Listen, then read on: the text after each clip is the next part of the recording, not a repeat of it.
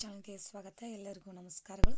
ಸ್ವಾಮಿ ವಿವೇಕಾನಂದರ ಪ್ರಬಂಧದ ವಿಡಿಯೋ ಇಷ್ಟವಾದಲ್ಲಿ ಪ್ಲೀಸ್ ನಮ್ಮ ಚಾನಲ್ ಒಂದು ಲೈಕ್ ಮಾಡಿ, ಸಬ್ಸ್ಕ್ರೈಬ್ ಮಾಡಿ, ಶೇರ್ ಮಾಡಿ, ಕಮೆಂಟ್ ಮಾಡಿ ಅಂತ ಹೇಳ್ತಾ ಪೀಠಿಕೆ. ಸ್ವಾಮಿ ವಿವೇಕಾನಂದ ಮಹಾನ್ ದೇಶಭಕ್ತಿ ನಾಯಕ ಮತ್ತು ಭಾರತೀಯ ಸನ್ಯಾಸಿ.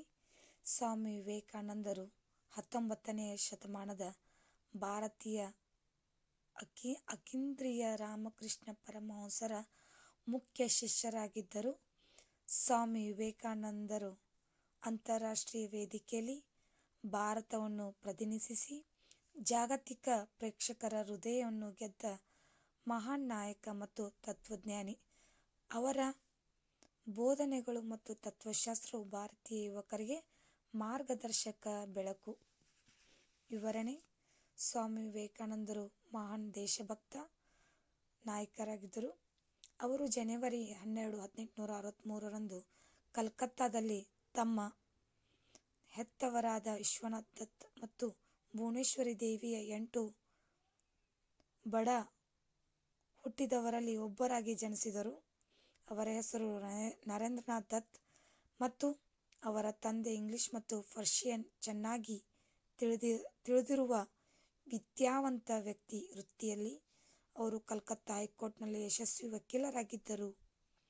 ನರೇಂದ್ರನಾಥ್ ದತ್ ಒಬ್ಬ ಅದ್ಭುತ ಹುಡುಗ ಮತ್ತು ಸಂಗೀತ, ಜಿಮ್ನಾಸ್ಟಿಕ್ಸ್ ಮತ್ತು ವಿಜ್ಞಾನದಲ್ಲಿ ಸಕ್ರಿಯರಾಗಿದ್ದರು.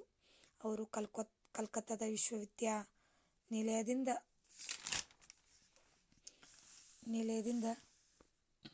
ಪದವಿ ಪಡೆದರು ಮತ್ತು ಇತಿಹಾಸ ಮತ್ತು ಪಾಶ್ಚಿಮಾತ್ಯ ತತ್ವಶಾಸ್ತ್ರ ಸೇರಿದಂತೆ ವಿವಿಧ ವಿಷಯಗಳ ಬಗ್ಗೆ ಜ್ಞಾನವನ್ನು ಪಡೆದರು.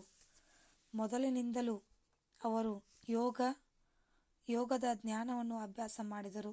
ಸ್ವಾಮಿ ವಿವೇಕಾನಂದರು ಚಿಕ್ಕಂದಿನಿಂದಲೂ ದೇವರ ಬಗ್ಗೆ ತಿಳಿದುಕೊಳ್ಳಲು ಉತ್ಸುಕರಾಗಿದ್ದರು. ಒಮ್ಮೆ ಅವರು ಆಧ್ಯಾತ್ಮಿಕ ಬಿಕ್ಕಟ್ಟಿನಿಂದ ಬಳಲುತ್ತಿರುವಾಗ ಶ್ರೀ ರಾಮಕೃಷ್ಣ ಪರಮಹಂಸರನ್ನು ಭೇಟಿಯಾಗಿ, "ನೀವು ದೇವರನ್ನು ನೋಡಿದ್ದೀರಾ?" ಎಂದು ಕೇಳಿದರು. ಉಪಸಂಹಾರ: ಸ್ವಾಮಿ ವಿವೇಕಾನಂದರು 4 ಜುಲೈ 1902ರಂದು ಬೇಲೂರಿನಲ್ಲಿ ನಿಧನರಾದರು. ಮೆದುಳಿನ ರಕ್ತನಾಳದಲ್ಲಿ ಬಿರುಕು ಉಂಟಾಗಿ ಅವರು ಸಾವನ್ನಪ್ಪಿದರು. ಅವರ ಆಲೋಚನೆಗಳು